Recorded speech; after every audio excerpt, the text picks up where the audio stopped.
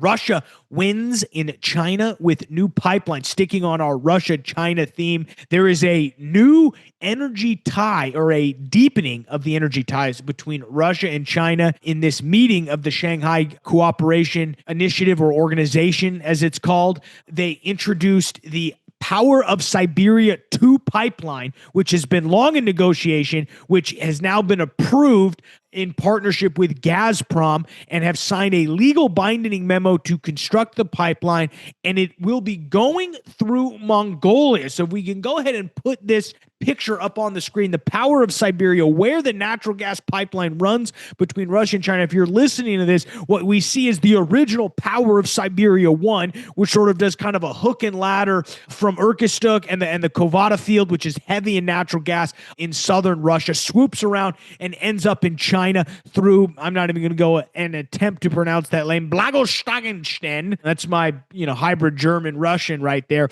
Whereas now the Power of Siberia 2 will go from the Yamal Peninsula, which is very, very rich, solid natural gas, goes directly through Mongolia and into China. Very interesting, as we talked a little bit about in the open when Stu and I were kind of talking about stories for me to cover here. This pipeline is actually a much larger in diameter pipeline, which is why it's a lot harder to move and correct. Because my first thought was, well, why go through Mongolia? Just cut them all out to the middle and just go directly into China. Well, it makes sense from the standpoint of, the large diameter pipe makes it easier just to roll straight. Mongolia gets a little bit of out here. But I mean, this is all of this gas. And I think this is the interesting part about this. This is going to completely reshape the global energy markets, because from the standpoint of a lot of this gas was going to Europe, and now it's going to China. And what's going to happen? We're about to cover Germany's lights are turning off because they're gone all in on renewable energy.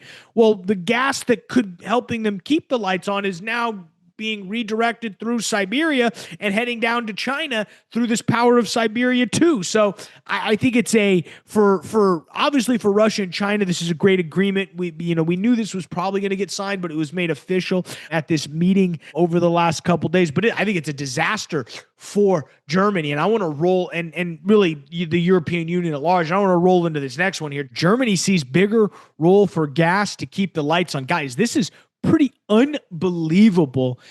As we know, Germany has been really at the forefront of this global energy transition. They've championed pretty strong and ambitious green policies and aggressively attempted to phase out both coal and nuclear power.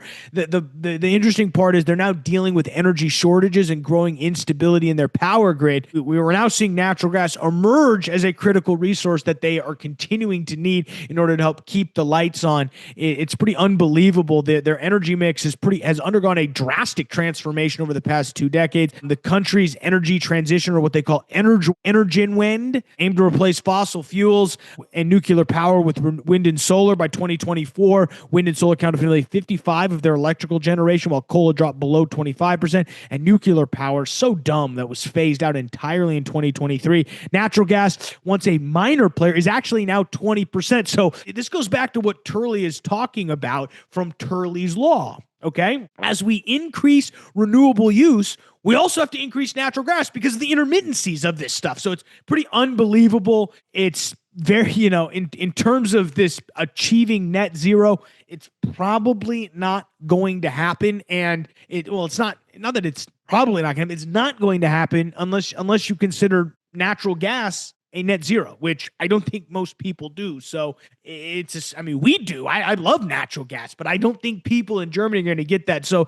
it just goes to show you guys that the more you dive into renewables, the more you're going to need natural gas. And that's fine. Renewables are fine. I'm not the biggest wind power guy, but hey, guess what? If you need renewables as part of your energy stack, just know you're going to need natural gas because it's a base load energy power. And obviously, natural gas is better than coal, so I don't fault anybody there. But I'm just going to read quickly the bottom line here. Germany's experience underscores the complexities of transitioning to a green economy. While renewables are critical for long-term climate goals, the company's recent struggles reveal the importance of a balanced and reliable energy mix. Quote, renewables in its current form are not sustainable, nor are they good for the environment. They only work when the sun shines, the wind blows, or subsidies flows. This is also one, and I'll leave you with this, guys. There's also one has to ask, when will the Germans demand that nuclear reactors start being turned back on? They turned off clean energy, which has led to the energy crisis. I think that's the craziest part.